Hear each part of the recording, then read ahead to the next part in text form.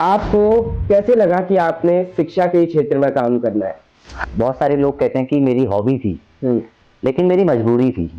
तो सर कभी सरकारी नौकरी के लिए ट्राई नहीं किया? नहीं, कभी नहीं किया, मैंने कोई फॉर्म ही नहीं भरा, सच बताऊं तो आपने विद्यालय खोला, उस टाइम पे सबसे बड़ी परेशानियां क्या थी आपको? तो सब कुछ परेशानी, फाइनेंशियल तो सबसे बड़ी परेशानी थी। क्या एनईपी सही है वर्तमान समय के लिए? अगर गलत है तो क्यों गलत है? ये तो कहीं ना कहीं सरकार से संबंधित प्रश्न हो गया।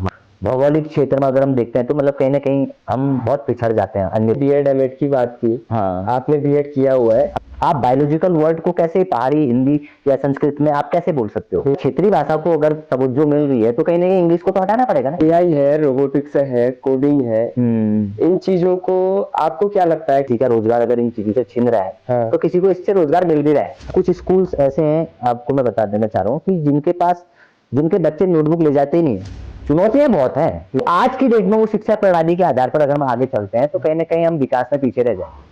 तो बच्चे को उस अनुसार कैसे डाला जाए? की डेट में वो बच्चा बहुत ज्यादा तेज हो गया है, लेकिन प्राइमरी हाँ। कोर्स तो बच्चे का सीखना हाँ, मैं हमेशा मदर फादर होते हैं। अब आप कम पढ़े लिखे होते थे, एजुकेशन का बहुत ज्यादा बोलबाला नहीं था उस टाइम। तो जैसे सरकारी स्कूलों के जो टीचर होते हैं उनके लिए बहुत सारी संस्थाएं होती है। दुख यही होता है कि कहीं ना कहीं सरकार की तरफ से निजी विद्यालयों के लिए इस प्रकार की कोई भी स्कीम या कोई भी कुछ भी ऐसा नहीं है। आपके लिए क्या बेटर है?